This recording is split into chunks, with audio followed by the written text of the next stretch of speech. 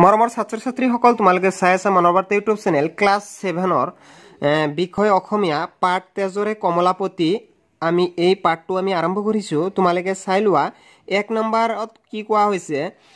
হৈছে তলৰ শব্দবোৰৰ অৰ্থ বাকচৰ পৰা বিচাৰি লিখা ইয়াত যি কেইটা দিয়া আছে বাকচৰ ভিতৰত শব্দ কেইটা দিয়া আছে এই শব্দ কেইটাৰ তাৰ মানে লিখিব লাগিব আমাৰ ইয়াত কোনটো কোট হ'ব চাই লোৱা তোমালোকে ইয়াত কৈছে গৰু আৰু মহৰ খুটি মানে লিখিবা বাথান লিখিছো স্বামী মানে কি লিখিব লাগিব স্বামী মানে পতি আছে এই পতি তোমালোকে চাই লোৱা বাহি মানে বেনু ইয়াৰ এই বাকচৰ পৰা আমি ইয়াত লিখিম তাৰ পিছত পোৱা মানে কি পোৱা মানে পৰভাত তাৰ পিছত চন্দ্ৰ মানে চান্দ বা লিখিব পাৰা চান্দ তাৰ পিছত ৰখিয়া মানে কি ৰখিয়া মানে ৰাখৱাল লিখি লবা আন্দাৰ মানে কি তিমিৰ আৰু বগাবৰণ মানে ধলি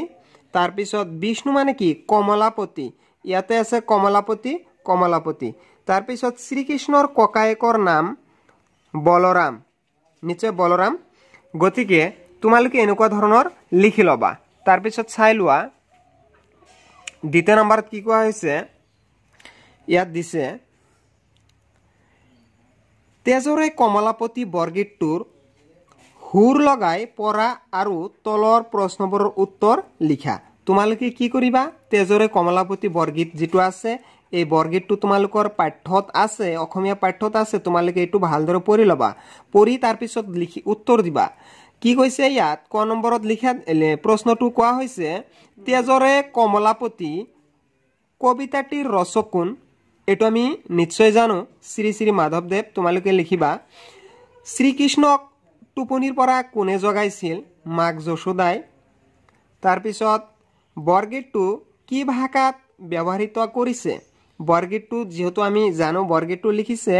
ব্ৰবজাৱলী ভাষাত লিখিছে এটো খুবই গুৰুত্বপূৰ্ণ এইবিলাক বিভিন্ন ধৰণৰ পৰীক্ষাৰ মাজত আহি থাকে তোমালোকে এইবিলাক অকল লিখি লবা হেতু নহয় এটো আয়ত্ত কৰি লবা মুখস্থ কৰি লবা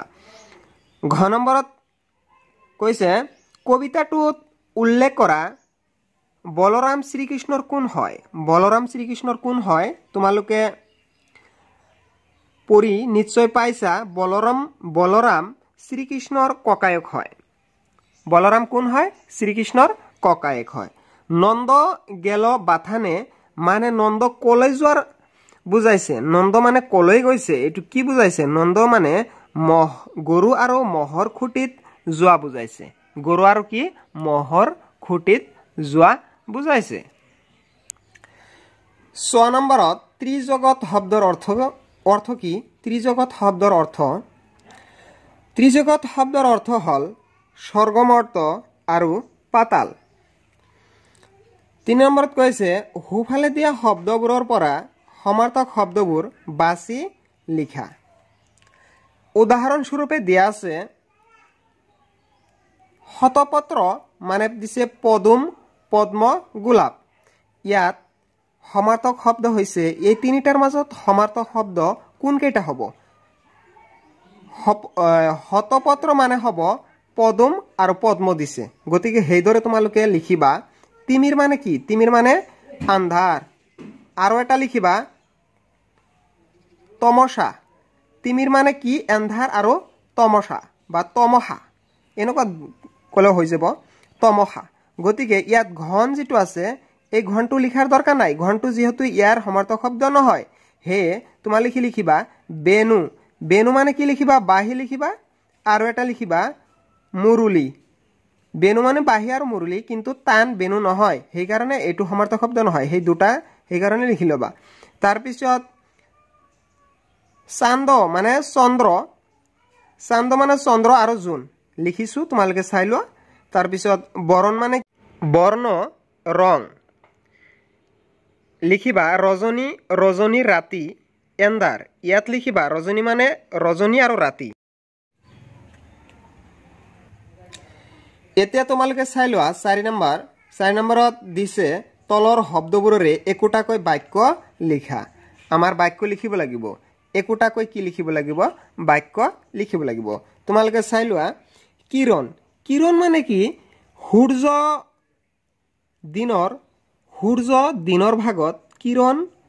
বিলাইছে কিৰণ মানে আসলতে পোহৰ বুজায় কিৰণ মানে পোহৰ সূৰ্যৰ কিৰণ সূৰ্যৰ ৰশ্মি তাৰপিছত বৰণ আমাৰ জাতীয় পতাকাৰ তিনিটা বৰণ আছে আমাৰ জাতীয় পতাকাৰ কেইটা বৰণ আছে তিনিটা বৰণ আছে বৰণ মানে ৰং বুজাইছে বেনু মানে তো জানো আমি বেনু মানে বাহি সেই কাৰণে বেনুৰ শব্দ বনাবলৈ হলে তোমালোকে লিখিব পাৰা শ্ৰীকৃষ্ণৰ হাতৰ বেনুৰে হুৰ বজাইছিল শ্ৰীকৃষ্ণৰ হাতৰ যেটো বেনু আছিল হেতুৰে হুৰ বজাইছিল মানে বাহি বজাইছিল হুৰ বজাইছিল নিশ্চয় ত্ৰিজগতৰ প্ৰতি যশোদা ৰখুৱাল হিচাপে কি পাইছিল এনেকুৱা ধৰণৰ তোমালোকে লিখি দিবা 5 নম্বৰত সমাৰ্থক শব্দৰে বাক্য লিখা সমাৰ্থক শব্দৰে বাক্য আমাৰ কি কৰিব লাগিব লিখিব লাগিব ইয়াত দিছে হতপত্ৰ ইয়াত পদুম তোমালোকে লিখিবা পদম এবিধ ফুল পদম নিশ্চয় এবিধ ফুল হয় পদ্ম পানীত জন্মে পদ্মক নিশ্চয় পানীতেই জন্মে পংকজ গতিকে পংকজ মানে আমি জানো যে পদম ফুলৰ আন এটা নাম কি হয় পংকজ হয় তোমালোকে চাই লোৱা ৰয়নী ইয়াত কৈছে ৰজনী মানে কি লিখিব পাৰা তোমালোকে লিখিবা ৰজনীত এন্ধাৰ নামি আহে ৰজনীত কি নামে আহে এন্ধাৰ নামে আহে ৰাতি নিশাচৰ প্ৰাণী ৰাতিত আহাৰ কৰে নিশাচৰ প্ৰাণী কি কৰে ৰাতিত আহাৰ কৰে মানে বাদুলি ৰাতিত আহাৰ কৰে নিশ্চয় নিশা মানে কি নিশা মানে ৰাতি সেই কাৰণে ইয়াত কোৱা হৈছে বাদুলি নিশাচৰ প্ৰাণী তাৰ পিছত